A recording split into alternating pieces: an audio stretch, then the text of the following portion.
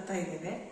ಈ ಪತ್ರಿಕೆಯನ್ನ ತಂದ ನಂತರದಲ್ಲಿ ಮಕ್ಕಳಲ್ಲಿ ಅನೇಕ ಪ್ರಗತಿ ಉಂಟಾದದನ್ನು ನಾವು ಗಮನಿಸಬಹುದು. ಯಾಕೆಂದ್ರೆ ತಾನು ಪತ್ರಿಕೆ ಬರಿಬೇಕು ಅಂತ ಹೇಳಿ ಮಕ್ಕಳಲ್ಲಿ ಪೈಪೋಟಿ ಉಂಟಾಯಿತು. ಹೀಗಾಗಿ ಮಕ್ಕಳು ಕನ್ನಡ ಅಕ್ಷರವನ್ನ ದುಂಡಗೆ ತೆಗೆಯುವುದನ್ನ ರೂಢಿಸಿಕೊಳ್ತಾ ಇದ್ದಾರೆ.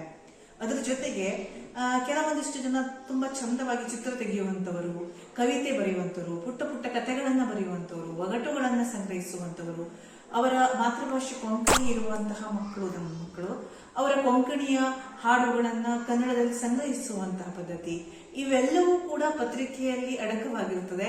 ನಮ್ಮ ಶಾಲಾ ವ್ಯಾಪ್ತಿಯೊಳಗೆ ಈ ಪತ್ರಿಕೆ ಪ್ರಸಾರವಾಗ್ತದೆ. ಮಕ್ಕಳು ಅದನ್ನ ಓದ್ತಾರೆ, ಅವರೇ ಮಾಡ್ತಾರೆ. ಹಾಗಾಗಿ ಅವರಿಗೆ ಆ ಖುಷಿ ಇದೆ. ಈ ಮೂಲಕವಾಗಿ ಕನ್ನಡವನ್ನ ಬೆಳೆಸುವಂತಹ ಒಂದು ಚಿಕ್ಕ ಪ್ರಯತ್ನ ಶಾಲೆಯಲ್ಲಿ ಆಗ್ತಾ ಇದೆ.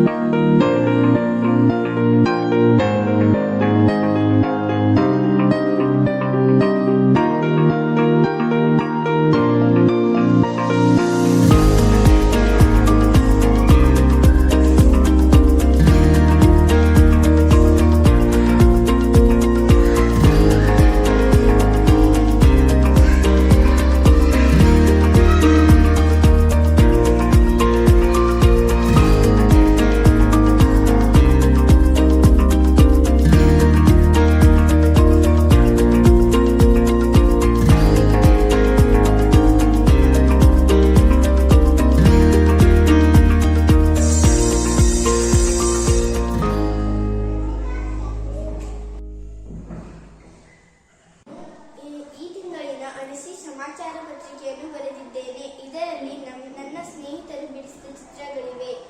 ನಮ್ಮ ಶಾಲೆಯಲ್ಲಿ ನಡೆದ ಎಲ್ಲಾ ವಿಷಯಗಳ ಬಗ್ಗೆ ಈ ಪತ್ರಿಕೆಯಲ್ಲಿ ನಾನು ಬರೆದಿದ್ದೇನೆ.